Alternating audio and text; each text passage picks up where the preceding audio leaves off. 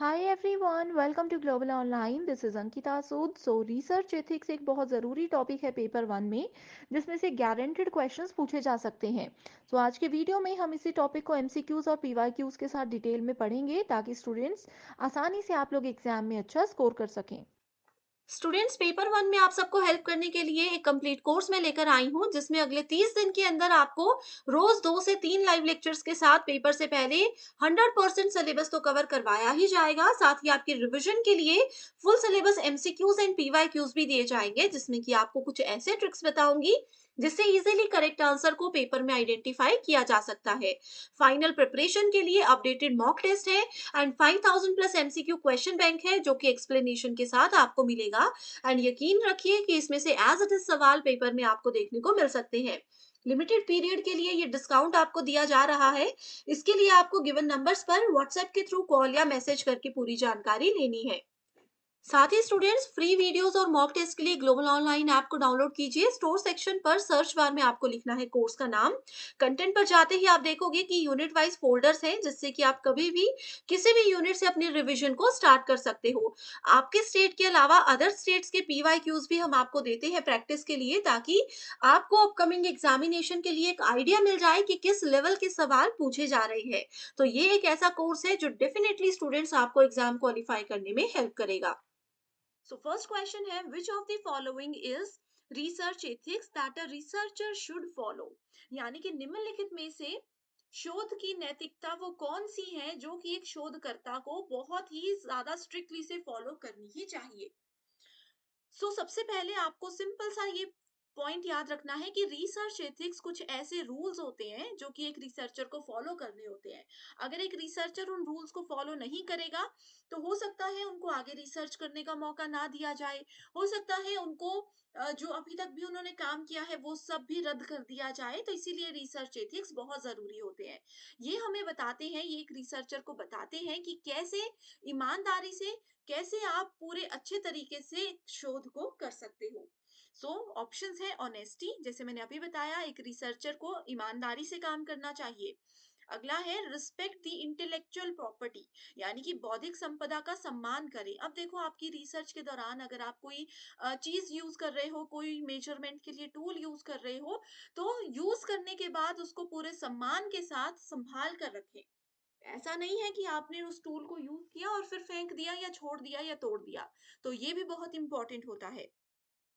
Publish दी data responsibly, यानी कि जो भी आपके रिसर्च का डेटा है, रिसर्च के डेटा का यहाँ पर मतलब है रिसर्च का जो रिजल्ट आया है, उसको बहुत ही ज्यादा जिम्मेदारी के साथ प्रकाशित करें। अब देखो स्टूडेंट्स, क्या होता है, मान लीजिए आप एक रिसर्च कर रहे हो, आपके केमिकल से रिलेटेड रिसर्च है, दो केमिकल्स मिलाकर आपकी रेंज आ रही है 0.8 से लेकर के 0.10।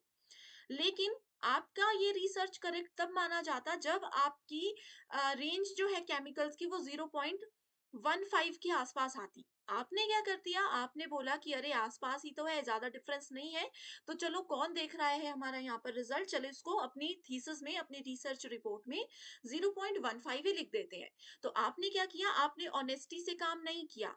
आपने जो आपका रिजल्ट था उसको भी रिस्पॉन्सिबली पब्लिश नहीं किया। तो यही हमें रिसर्च कहता है कि हर एक चीज को ऑनेस्टी और रिस्पॉन्सिबिलिटी के साथ करना होता है। इसलिए यहाँ पर करेक्ट आंसर है ऑल ऑफ दी अबव। अगला क्वेश्चन है, principles of research ethics include. इसमें क्या क्या चीजें आती है, इनकम्पिटेंसी यानी कि अक्षमता, ओपननेस खुलापन। अब देखो, कोई पर्सन अगर असक्षम है, अक्षमता उसमें नहीं है पूरे तरीके से, तो रिसर्च एथिक्स को भी वो फॉलो नहीं कर पा रहा है, तो रिसर्च एथिक्स केस में ये वाला ऑप्शन गलत हो जाएगा। तो देखो, ऑप्शन नंबर ए जहां जहां पर है वो दो ऑप्शंस हम पहले ही कट कर देते हैं। उसके बाद आता है ओपननेस। ओपननेस का मतलब होता है एथिक्स में कि openness of sharing your ideas and helping others. यानी कि आपके पास कुछ आइडिया है, आपका एक फ्रेंड भी रिसर्च कर रहा है, आप भी दूसरे टॉपिक पे रिसर्च कर रहे हो, वो आपसे कुछ आइडिया लेने आ रहे हैं, तो आप ऐसा नहीं बोलोगे कि मुझे नहीं पता, मैं मदद नहीं करूंगा। आप में ओपननेस होना चाहिए कि आप आइडियाज कैसे शेयर कर रहे हो। तो ये ऑप्शन बिल्कुल सही है। अगला है कॉन्फिडेंशियलिटी। कॉन्फिडेंशियलिटी यानी कि गोपनीयता। आप जो रिसर्च कर रहे हो वो भी आपको गोपनीय रखनी है। आपका जो डेटा है, कैसे आप डेटा कलेक्शन कर रहे हो, आपके डेटा एनालिसिस का क्या स्टेटस है, ये सब चीज़ें गोपनीय रहनी चाहिए। इसके अलावा अब कोई फ्रेंड, जैसे आपको अभी मैंने बताया, आपका कोई फ्रेंड आपसे एक आइडिया लेने आया है, तो ऐसा नहीं है कि आप अपने फ्रेंड का आइडिया उनको दे दो, साथ में सबको ये बातें फैला दो। तो कॉन्फिडेंशियलिटी होना बहुत ज़रूरी है। लीगैलिटी का मतलब है लॉ, यानी कि नियमों कानूनों को फॉलो करना है। इसका एक बहुत अच्छा एग्जांपल बताती हूँ। जैसे मान लीजिए कि आप कोई आयुर्वेदिक मेडिकल साइंस के स्टूडेंट हो, ठीक है? आपको प्लांट से कोई मेडिसिन बनाने के लिए खोज करनी है, रिसर्च करनी है। तो ऐसे में आपके ये लॉज बोलते हैं कि रिसर्च के दौरान आप किसी भी प्लांट को, किसी भी एनिमल को, किसी भी जीव जंतु को नुकसान नहीं पहुंचा सकते। तो लीगैलिटी को फॉलो करना भी बहुत जरूरी है। रिस्पेक्ट फॉर इंटेलेक्चुअल प्रॉपर्टी हमने अभी देखा, सो ये भी सही है। इस हिसाब से आप देखोगे, करेक्ट आंसर है ऑप्शन नंबर 4। इसी के साथ अगला क्वेश्चन है, a researcher uses data of an earlier research paper and publishes a new research paper, this is called what? अब मैं एक रिसर्चर हूँ, मैंने क्या किया, मेरे टॉपिक का नाम है मान लीजिए आर्टिफिशियल इंटेलिजेंस। आर्टिफिशियल इंटेलिजेंस में मैं कोई खोज कर रही हूँ। मैंने क्या किया, ऑलरेडी किसी दूसरी कंट्री का एक पर्सन है, एक कंप्यूटर साइंस साइंटिस्ट है, उन्होंने सेम टॉपिक पर ऑलरेडी रिसर्च किया था। मैंने उनका रिसर्च पेपर उठाया, उनकी पब्लिश जो उन्होंने ऑलरेडी चीजें की थी उनको उठाया, और एज इट इज अपना नाम लेकर इस्तेमाल कर लिया। तो ये मैंने क्या किया, ये मैंने अनएथिकल काम कर लिया, अनैतिक काम कर लिया। ठीक है, सो ऐसा बिल्कुल भी नहीं किया जा सकता रिसर्च के दौरान। अगला है, identify the unethical practice of a researcher from the following, यानी कि शोधकर्ता के अनैतिक आचरण को पहचाने। अवॉइड प्लेजरिज्म, यानी कि साहित्यिक चोरी से जो बचता है। डुप्लीकेशन को अवॉइड कर देता है। अवॉइडिंग रिलायबल इंफॉर्मेशन, या फिर अवॉइडिंग मैनिपुलेशन। देखो, एक रिसर्चर अगर हेर फेर नहीं करता, वो हेर फेर से बच रहा है, तो इसका मतलब है वो एथिक्स को फॉलो कर रहा है। हमें अनएथिकल ढूंढना है। तो ये वाला ऑप्शन क्या है, ये एथिक्स को फॉलो करता है। इसके बाद प्लेजरिज्म का मतलब होता है डुप्लीकेसी, ये दोनों का एक ही मतलब है, ठीक है? प्लेजरिज्म का मतलब होता है डुप्लीकेसी। अब मान लीजिए कि मैं आपको बोल रही हूँ कि स्टूडेंट्स, मैं अपने आपको कंप्यूटर साइंस के नोट्स बेचने वाली हूँ, मैंने एक बुक लिखी है। आप बोलोगे कि मैम ने बुक लिखी है तो बहुत अच्छी होगी, चलो इसको खरीद लेते हैं। लेकिन जब आप वो बुक पढ़ते हो या बुक देखते हो, तो आपको पता लगेगा कि मैंने एज इट इज वो इंटरनेट से, किसी एक बड़ी सी फेमस वेबसाइट से as it is content copy paste करके बुक अपनी छाप दी है। तो ये क्या होगा, ये डुप्लीकेसी होगी, साहित्यिक चोरी होगी।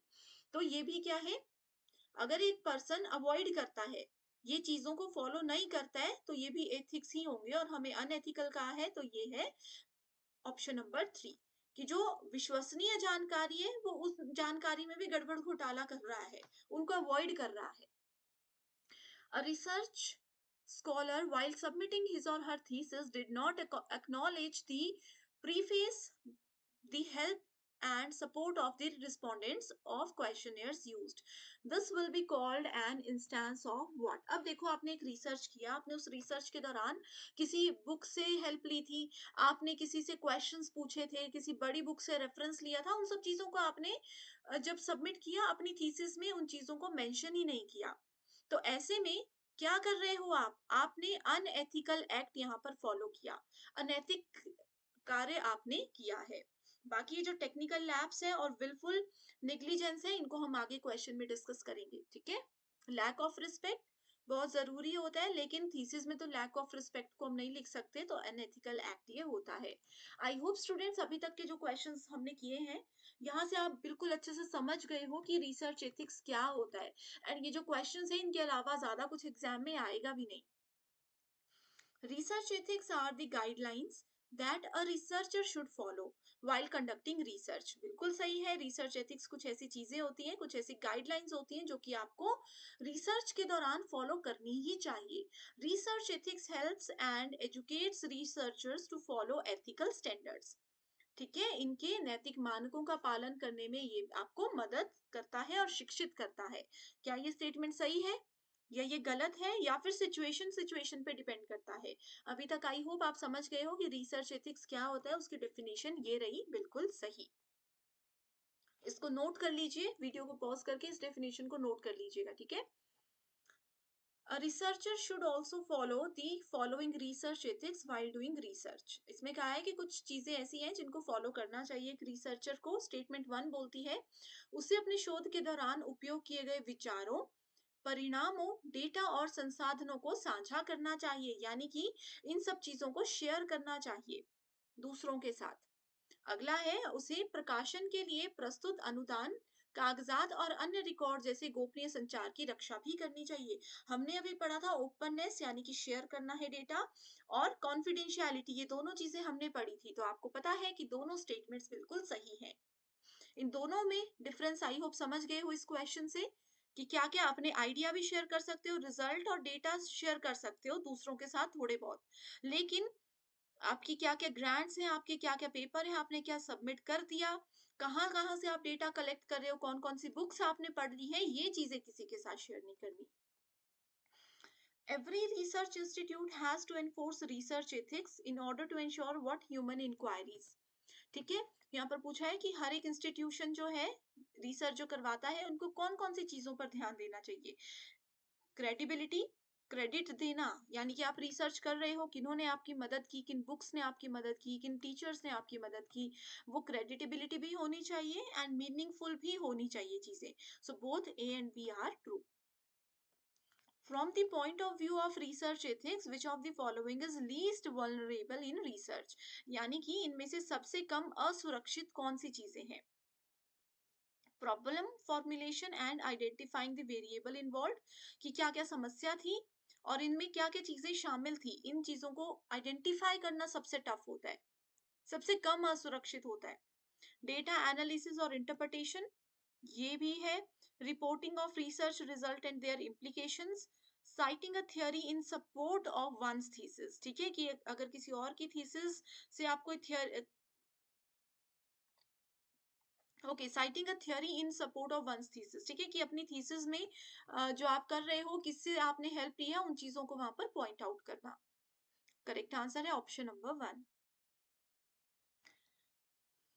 देखिए इस क्वेश्चन में दो स्टेटमेंट्स दिए हैं, एक में आपके पास टेक्निकल लैप्स की डेफिनेशन है, दूसरी में विलफुल नेग्लिजेंस की डेफिनेशन है। टेक्निकल लैप्स होता है तकनीकी चूक, और विलफुल नेग्लिजेंस होता है जानबूझकर की गई लापरवाही। तो टेक्निकल लैब्स बोलता है is in research could mean not following the accepted norms of research such as sticking to a particular formatting style or chapter scheme। ठीक है, टेक्निकल लैब्स बोलता है कि भाई आपको बताया जा रहा है कि आप अपना एग्जाम्पल दिया गया है कि अपना जो थीसिस का फॉर्मेट है या आपकी स्कीम जो है उनकी चीजों को थोड़ा सा बदलो, थोड़ा सा अच्छा करो, आपके गाइड ने आपको बताया, लेकिन आप उन चीजों को सुन ही नहीं रहे हो। आपने जो करना है आप वही कर रहे हो अपने पेपर वर्क में। सो ये टेक्निकल लैब्स होता है। विलफुल नेग्लिजेंस बोलता है it could mean being knowingly negligent of rules और रेगुलेशंस, में है कि जानबूझकर आप क्या कर रहे हो, गलतियां कर रहे हो। आपको बताया गया था कि आपका रिजल्ट अगर 0.8 आ रहा है तो आपको 0.8 ही लिखना है, 0.15 आप उसको नहीं कर सकते। फिर भी आप क्या कर रहे हो, जानबूझकर वो लापरवाही कर रहे हो, गलतियां कर रहे हो। तो ये हुए दोनों की डेफिनेशन जो कि बिल्कुल सत्य है। ये थे आज के most important questions. I hope students in question series से आपके सारे कॉन्सेप्ट्स क्लियर हो गए हैं। अगर ये सेशन पसंद आया है तो कमेंट करके जरूर बता दीजिए, एंड अगर चाहते हो कि कंटिन्यू करूं इस तरीके की सीरीज को तो भी आप मुझे जरूर बता दीजिएगा। So thank you so much and I wish you all the very best.